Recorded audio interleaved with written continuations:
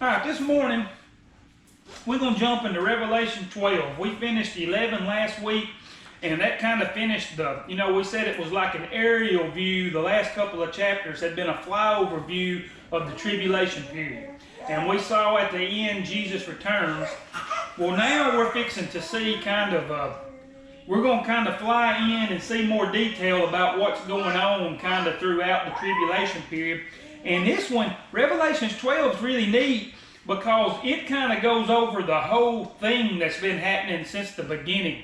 We're kind of going to see a battle throughout the ages, and then we're going to transition and we're going to see a war in heaven. I'm talking about it's like Star Wars or Guardians of the Galaxy. We're seeing some crazy stuff go down. We're going to see how we're victorious over this enemy, and then we kind of go back into the tribulation period and see what Satan's kind of doing during that time. A lot of cool stuff is in this chapter anyways, but let's just jump right into it. Alright? So now a great sign appeared in heaven, a woman clothed with the sun, with the moon under her feet, and on her head a garland of 12 stars. Then being with child, she cried out in labor and in pain to give birth. So John, he's now seeing, he's seeing kind of this weird sign here. It's talking about he's seeing a woman clothed with the sun, moon's under her feet. There's a garland of 12 stars, and said this woman is with child and she's about to give birth. So it's kind of weird. Some people have said this is Mary and the birth is Jesus. The birth is Jesus, but this isn't talking about Mary. Now Mary is who had Jesus, but it's talking about the nation of Israel. He's seeing Israel here, the Jewish people, and Jesus came from them. And you get that from Genesis 37. In Genesis 37, 9 through 10, you have Joseph, and he has a dream. It says, Then he dreamed still another dream and told it to his brothers, and said, Look, I have dreamed another dream, and this time the sun, the moon, and the 11 stars bowed down to me. Now Joseph is the 12th star. That's why I ain't saying 12 here. And his father was Jacob. And Jacob's name is later changed to Israel, and the 12 tribes of Israel comes from his son. And what he's saying here, he had a dream that the whole family, the whole nation's bowing down to him. It says, so he told this to his father and his brothers. His father rebuked him and said to him, What is this dream that you have dreamed? Shall your mother and I and your brothers indeed come to bow down to the earth before you? And they end up, his brothers get jealous, they sell him into slavery. Long story short, he becomes like the second in command of Egypt, and they all have to come to him and bow to him so they can be fed during this famine that comes. So it comes true, but we see Israel right here, he's describing it in the same way. So we start out, we're seeing a picture of Israel, and we're seeing that a child is going to come forth from Israel. Alright, so it keeps going. Revelation 12. And another sign appeared in heaven. Behold, a great fiery red dragon, having 7 heads and 10 horns and 7 diadems on his head. His tail drew a third of the stars of heaven and threw them to the earth. All right, so now we're seeing a different scene. We talk about this woman who's clothed with the sun, moon, and feet and garland. We've seen this Israel. Well, this dragon here, this is Satan. We'll see that later on. It describes Satan as a dragon, or we may have already saw it. I don't remember. It's in Revelation. All right, but what happens, it says he has 7 heads, 10 horns, and 7 diadems on his head. Diadems are those little spikes on a crown. We've talked about that before. And what this is really showing here is he's got power. He's got, when it's 7 heads, 7 diadems, it shows he's very important. Now the 10 horns, we're going to see that as we go. There's going to be these 10 nations that rise up during the tribulation period that is going to team up with the Antichrist. And Satan has given them power. That's what it's talking about here, the 10 horns. He has these 10 nations coming with him. And we're going to see that kind of as we go. But we see his tail drew a third of the stars of heaven and threw them to the earth. That's a third of the angels. A third of the angels are with him. We've talked about that. They're the falling angels. They could possibly be demons. You know, that's a whole nother talk, and we've got into that before.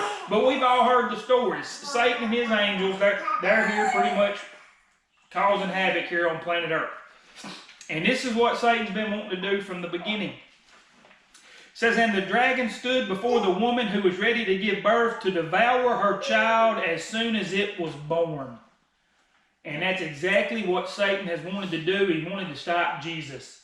The reason he wants to devour that child is because at the very beginning, when he deceived Adam and Eve, again, this is the battle that has went on for ages, the battle between good and evil. He deceived Adam and Eve, and God said, through Eve, her seed is going to crush your head. And he tried to stop it. He knew some child coming from Eve, which ultimately is coming from Israel, it comes from the Jewish line, was going to crush his head. And it was going to bruise his foot. And it happened at the cross. Jesus crushed Satan's head. He's ultimately been defeated at the cross. We live victorious right now knowing it's over. Now, it bruised Jesus. It hurt Jesus when he crushed his head. It killed Jesus, but he came back to life. He's right back. But the head of the snake, it's gone. That's how you get rid of a snake. You cut off its head or you take its head out, and that's what it is showing here. But Satan has done everything in his power to devour Jesus, and we've talked about that before.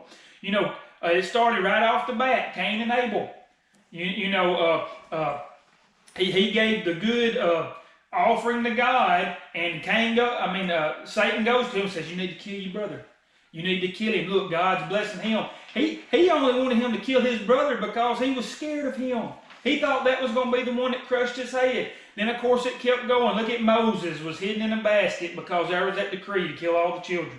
And there has been time and time again where he's tried to take out Israel.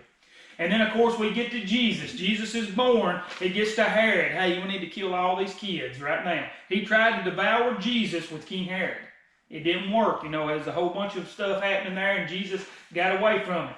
Then he says, well, I didn't kill him. He's born. I'm going to take him out at the cross, which was ultimately, God flipped the script on that one. He said, yeah, you killed him, but this is when he actually killed you. He took you out there. So this has been going on forever. And we see in verse 5 that Israel did bore a male child who was to rule all nations with a rod of iron, and her child was called up to God and his throne. All right? So Jesus was born. He was to rule all nations with a rod of iron. All right? If you rule with a rod of iron or an iron fist, y'all may have heard that before, that means your rule is absolute and nobody questions you. Everybody does what he says. He was coming to do that, except his own people rejected him. Now, we know he was rejected on our behalf. He was going to die for the forgiveness of our sins. But he is coming back. He comes back at the end of the tribulation period, and there's a 1,000-year reign of Christ. As believers, we come back with him, and we rule with him. And he will rule with an iron rod. And you may be asking, well, why would he have to do that if everything's perfect then? Well, there are people who are still alive after the tribulation period that are outside the city of heaven, outside Jerusalem, where we're going to be. And they will grow up for 1,000 years, and many of them are not, they're not wanting to be under Jesus. Now, they're going to do what he says that they have to. And the time is going to be perfect. That's when the kids are going to play with cobras and stuff again. Nothing's going to hurt you anymore. And at the end of that tribulation period, Satan is released. He's actually chained up during that 1,000-year reign of Christ. He can't be out causing trouble anymore. So there's no more sickness, no more diseases. You see all that stuff. But he is going to release him at the end of that, and he is going to deceive all those people, the descendants of the people of the tribulation period that didn't die. And they are going to rise up and attack Jesus and us, the saints, and it's going to be shut down super quick. It's going to be a rebellion that I'm talking about as soon as it happens, it's over, and that's when everything's finished, and the new heaven and the new earth, then everything's going to be perfect, because there will be no more evil. But that's what it's talking about. He's going to end up ruling with an iron rod. But right now, he's caught up to God and his throne. He's kind of been raptured to heaven. He's been called up to heaven as well, and that's where we're at right now. We're having a time to accept him, and then we're going to meet him up there as well.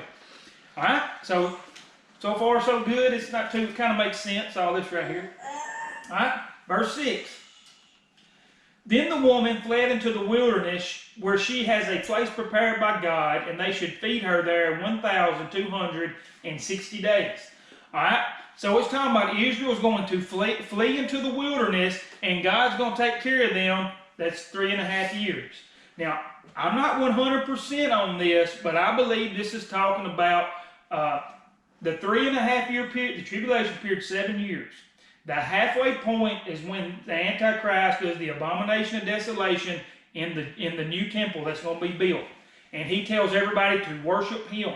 We read in Matthew not too long ago, Jesus said when that happens, you better get out of there. He said the Jewish people have to flee. He says go to the mountains, hope it ain't on the Sabbath day, hope you ain't pregnant. He's saying get out of there. And I think that's what that's talking about, because there's going to be a place prepared in the wilderness where Israel's going to be for again, that's 3.5 years right there, is what that's talking about. So I think that's going to be the time. Satan, we're fixing to see, Satan is trying to wipe Israel out. He's always tried to do it. But during that tribulation period, he's mad. We're fixing to see, I'm talking about he is upset because he knows he's fixing to lose. So he is trying to wipe out all of Israel and the Christians. We've done seen, though, 144,000 Jews are going to rise up. You can't stop them. They're going to be preaching the gospel, and they will not go to heaven until their message is finished. We've already went over that. Jesus is protecting them. He's keeping them going. He will not wipe Israel out. He can't do it because God's not going to allow him. And we see here, Israel's going to be taken care of. Now, people going to die during the tribulation period, just like they die today and throughout history? Yes. But the ones that's put their faith in Jesus, he's got them in heaven. He's taking care of them. And we've seen that as well as we've been kind of going through it. All right? So we've seen this part. Then we get to verse 7 and we get into the Star Wars kind of happening here. It says, and war broke out in heaven. Michael and his angels fought with the dragon, and the dragon and his angels fought. But they did not prevail, nor was there a place for them in heaven any longer. So the great dragon was cast out, that serpent of old, called the devil and Satan. There's where it calls Satan. You know, you see the dragon. Who deceives the whole world. He was cast to the earth, and his angels were cast out with him. All right, so there's coming a time, and I believe that people see this in different ways. Some people think Satan's already been cast out. He cast out of heaven. Now, he's lost his position, but he still has access to heaven, which we're going to see here in just a minute. Right here, though, he gets kicked out. I believe this may be when the church is raptured and we go to heaven. It's going to make Satan mad, or this is going to be sometime during that 3.5 year period where he's protecting Israel. Something like that's happening. But Satan goes to heaven to start a war. When it says Michael and his angels fought with the dragon, in the Greek, it's kind of like he had to fight. He had to go against Satan. All right? And I love this too. God, of course, God's over all of this. He's the one in charge. Michael, who is also an angel, is the one that whoops Satan's butt right here. That shows you Satan ain't all he thinks he is. God, he ain't even close to being on God's level. Another angel whoops him, and when they whoop him here, though, there's no longer a place found for him. He can no longer enter the heavenly realm. We see that here. So the great dragon was cast out, that serpent of old called the devil who deceives the world. He was cast to the earth, and his angels were cast out with him. They are now stuck on planet Earth. Whenever this happens, there's no more of them going back and forth into the heavenly realm. Now, you can kind of see they have access to the heavenly realm now through Job.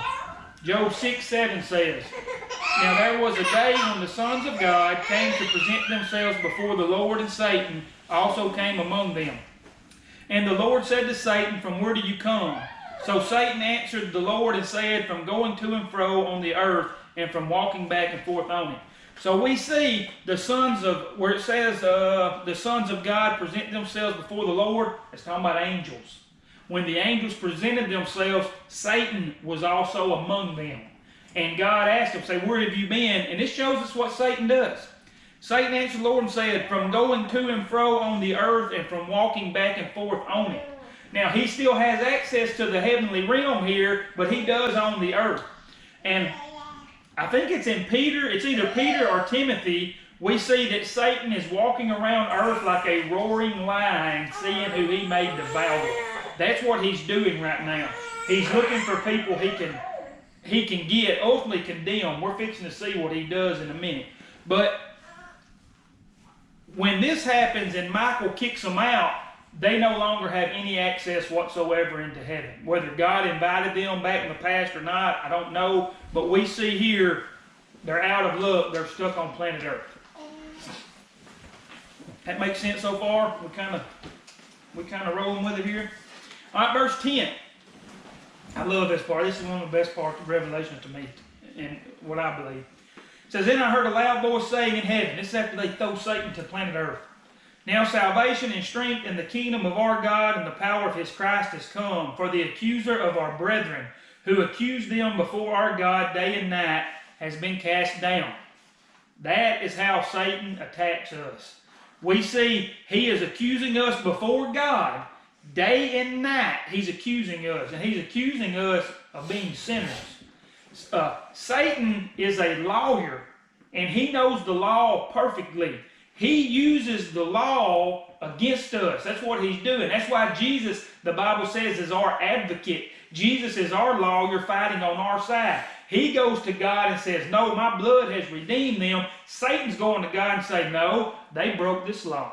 They broke this law. They did this, they did that, they do that." Not only is he accusing us before God, he's accusing us.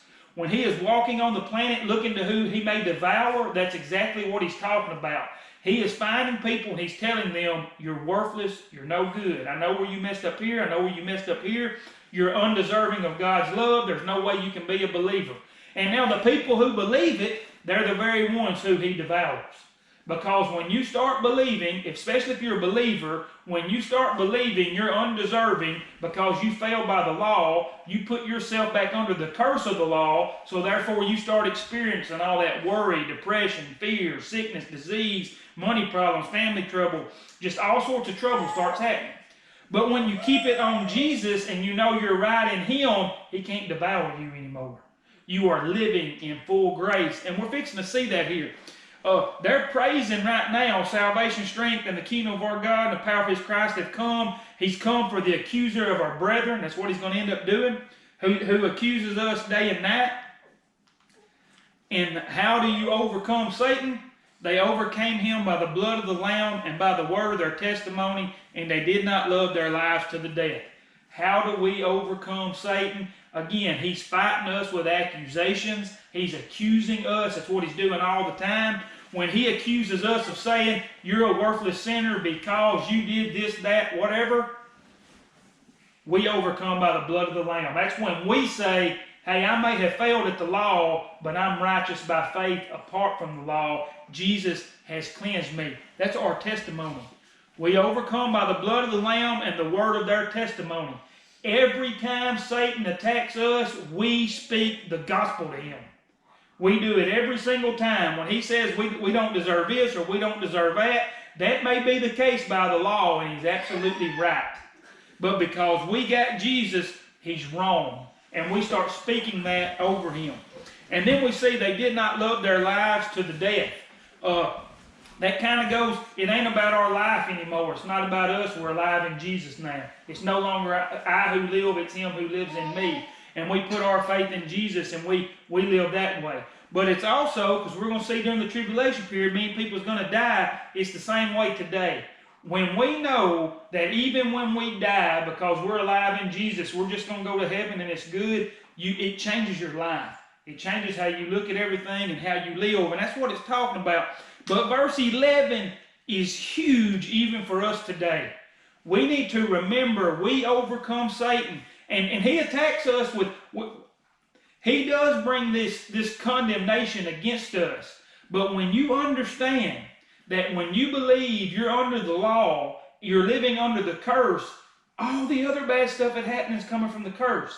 Sickness, diseases, again, family trouble, job trouble.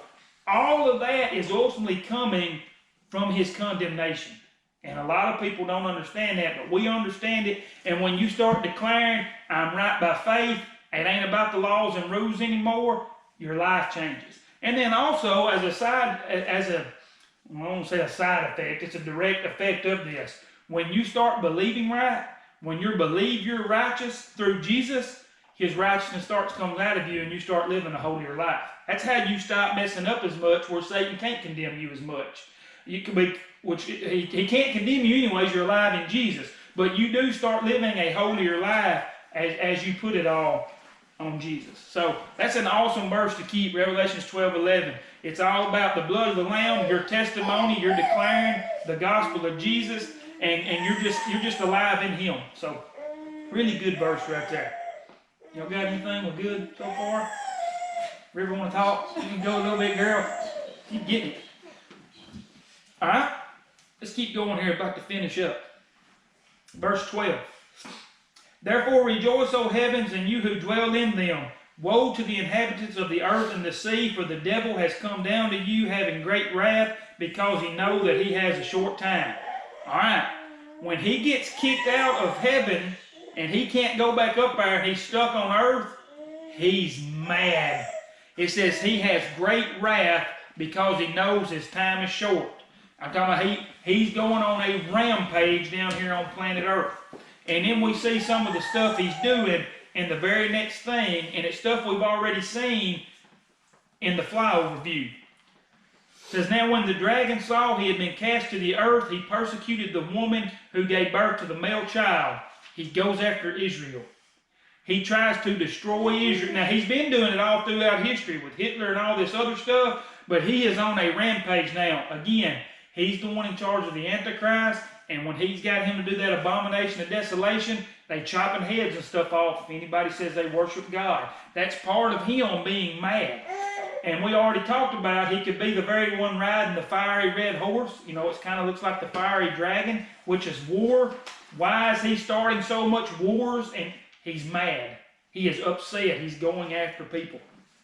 All right? It says verse 14, he's going after Israel, but the woman was given 2 wings of a great eagle, that she might fly into the wilderness to her place, where she is nourished for a time and times and a half times from the presence of the serpent. That's what we saw earlier, 3.5 years. She's going to be in the wilderness, hiding. So the serpent spewed water out of his mouth like a flood after the woman, that he might cause her to be carried away by the flood. But the earth helped the woman, and the earth opened its mouth and swallowed up the flood which the dragon has spewed out of his mouth. So Satan is coming after Israel. Now, I've heard this in a way before. I can't explain everything right here from 15 to 16, talking about water coming out of his mouth, earth taking it up. But I did hear this once, and it sounds good. Now, I'm not saying it's 100% fact. He's attacking us with condemnation. He's bringing the law against us. It said he's spewing water out of his mouth. The Holy Spirit is a living water in us, and it comes out. We speak faith. I believe he's speaking against them. He is speaking to the whole world. I don't know what he's doing. Maybe he's saying Israel's the reason all this is happening. Israel's the reason everything's so bad. You got to get them. You got to kill them. But then we see, but the earth helped the woman, and the earth opened its mouth and swallowed up the flood. It couldn't get them. You know, again, it's the same way. He's speaking condemnation against us. Jesus is our advocate. He took the condemnation at the cross. And the Bible teaches he is the rock on which we stand. That's earth. He is the mountain. He is the strong tower. He's the one taking all this. But whether that's what it is or not, we know Satan is trying to take Israel out, and God is protecting them. That's what we can ultimately take from this. Again, that don't mean none of them's dying here. Though, if they've got Jesus, they're going to heaven, because we've already seen them where they asked, when are you going to avenge us? And he said, when the time of my servants and the others who must die has come, I'm going to come back and fix it. But we're seeing why some of this stuff is happening now. All right? And then the very last part here, 17, check this out. And the dragon was enraged with the woman, and he went to make war with the rest of her offspring, who keep the commandments of God and have the testimony of Jesus Christ. We see now he can't get them. It infuriates him, so he goes after the Christians. He's going after the ones who had the testimony of Jesus Christ. They're preaching Jesus, and he starts, again, he's taking them out left and right. Even though they're going to heaven, he's doing it because he's mad. He's been defeated, and he's on a rampage during that tribulation period. Now, here's the great thing for us. We're not going through that. I believe we're all saved in here, and we're going to heaven, and we ain't even messing with that tribulation period. That's one of the beautiful things. Now, we may die here, we may die a horrible way. I don't know what's going to happen, but all I know is he's going to take care of us as well. And we can live in blessings today. That don't mean we ain't going to go through trouble. Satan hates us too. He cannot stand us when we declare Jesus. When he attacks us with sickness and we start declaring, no, I'm healthy through Jesus Christ, it enrages him. Because he sees Jesus protecting us. And he comes and hits us harder. He starts spewing more condemnation. He starts spewing more sickness or whatever it is. And that's when we just keep speaking the testimony of Jesus Christ over our lives. We speak it. That is so huge that we need to be doing. And then ultimately, he's going to get mad. He's going to get so enraged, he's going to go make war with somebody else. Because he says, I can't devour this one. They're strong in Jesus. And that's how we fight him. This is ultimately a chapter showing how we overcome Satan. And that's what I want us to kind of leave it on today. We overcome by the blood of the Lamb and by that testimony. Anytime condemnation comes, anytime sickness or any other thing comes, you need to start declaring, no, I'm blessed in Jesus Christ. Even if you ain't seeing it, start declaring it. He's the one attacking you, trying to make you think you're not blessed. And sooner or later, he's going to give up and move on because he's like, I can't get this person. And then the blessings are going to come back in. Then you can share them with others, and he's going to come back again sooner or later. But you just kind of keep fighting him. But 12's kind of neat. We kind of see the whole overview about how he's trying to take Jesus out. I could have got really in depth on that, but you know, the Nephilim. We talked about how he tried to take out the world with the Nephilim too. I could have got into that, but we've already kind of done that. I don't know if River wants to hear the Nephilim, I think. but we've kind of already talked about that. But I think it's just great to know that we win in Jesus. Y'all got any to add on that one? Yep. I've been enjoying Revelation. It's fun. I don't understand it all, but it's been pretty good.